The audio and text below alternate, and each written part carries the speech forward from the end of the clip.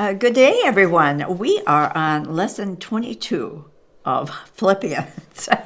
I can't remember how many lessons we did on Moses, but I think we're going to match it with Philippians.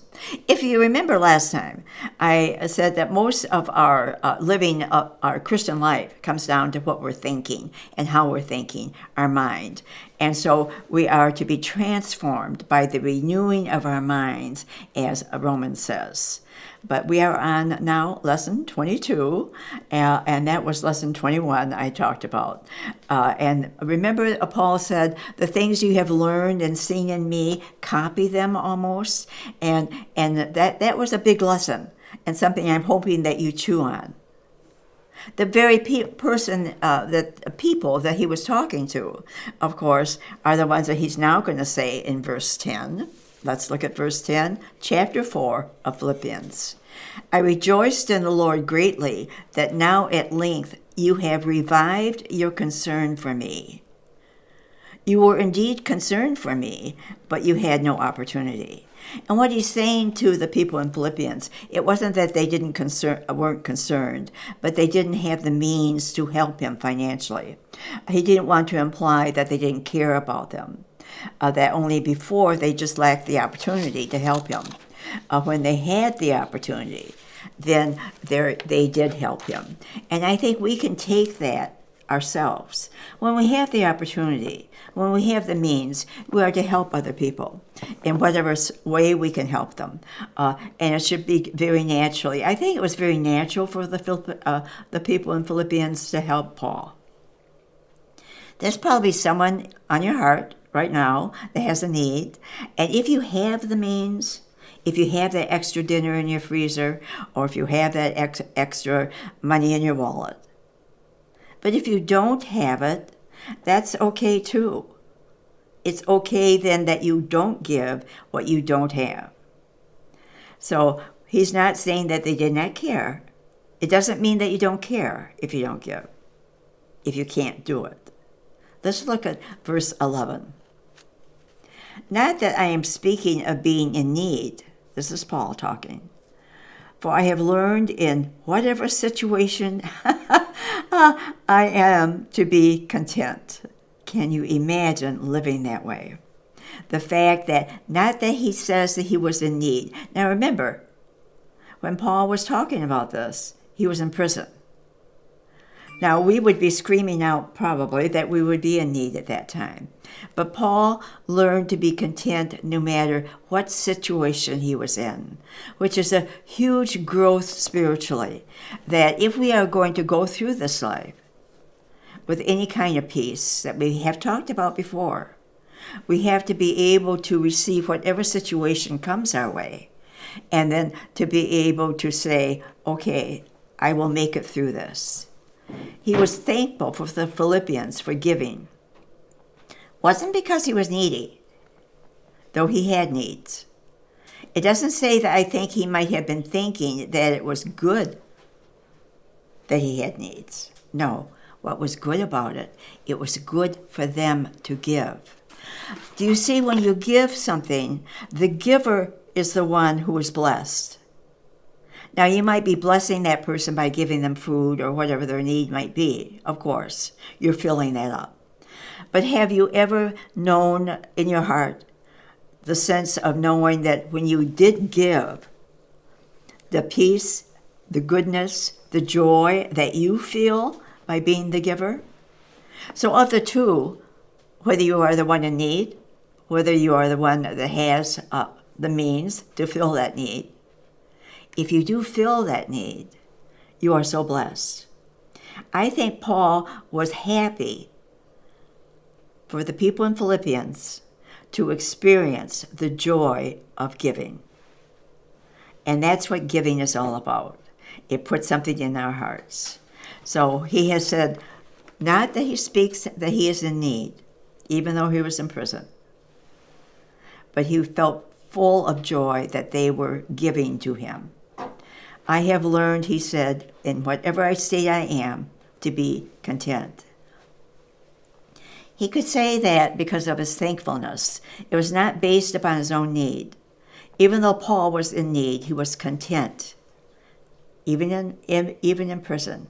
Now let's look at this. The fact that there are all times we have needs.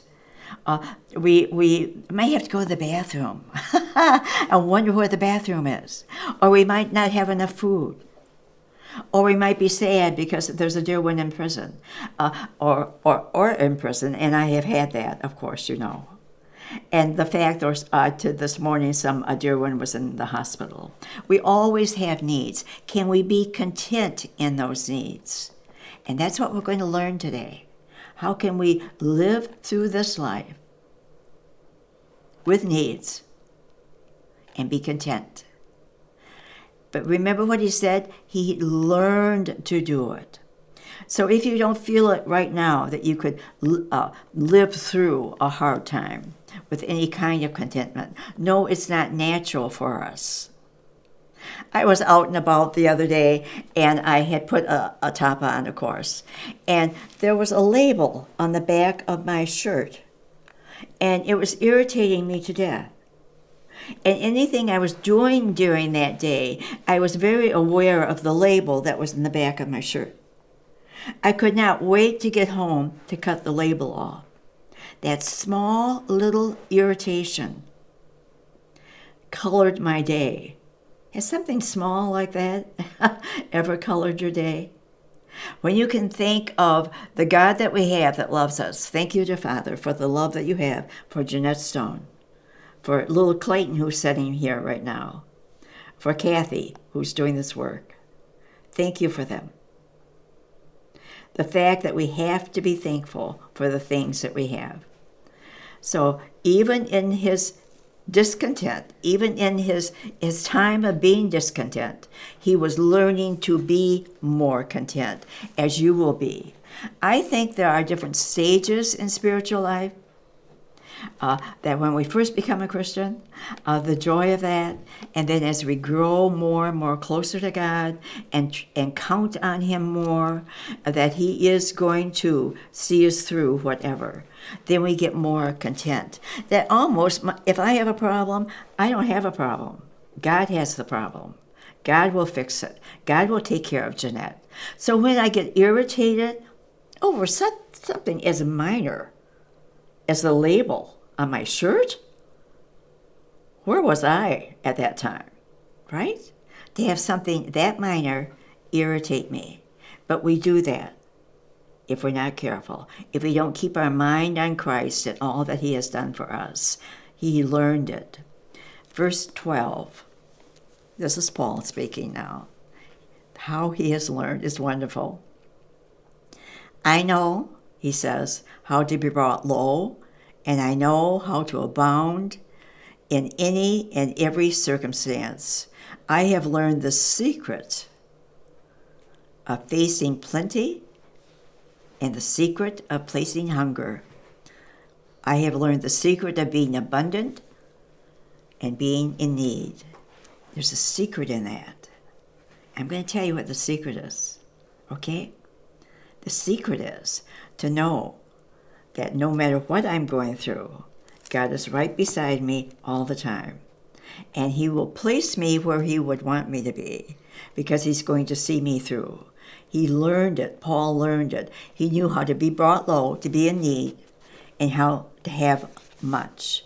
So he reminds it that it's not just a theory. It's not just a lesson that we're doing today. He lived it. Step by step by step. Remember, I talked, I think it was last time, the fact that we kind of leak out who we are to other people. That kind of shows, and that we can't give what we don't have. If I don't have it, I can't give it out. If Paul had not had that kind of contentment, he could not have taught it. So the fact he lived it, he knew what it was like to have a lot. He was at one time in his life a very wealthy person. He knew how to live that. And he also knew how to be in need. So he knew what it meant to see the state in which God permitted. Now look at this. God permitted his chief apostle to be in prison. God was there with him. God let it happen. So we have to know that even though we might be wherever we might be, with whatever happens in our life, even if it's as small as a label on our shirt, the grace of Christ will support us. I promise you that. Okay? All right. You have a good day, and you thank you for listening to me. I appreciate you. Let me pray with you. Dear Father, I thank you for the fact that we know you. The mere fact that we know of you is a real gift that you have given us. But we know you deeply. We know that you step by us, step by step by step, no matter what's going on in our life. Help me learn, dear Father, to be content. Help everyone who's listening to this to be content. In your Son's name, amen. You have a good day.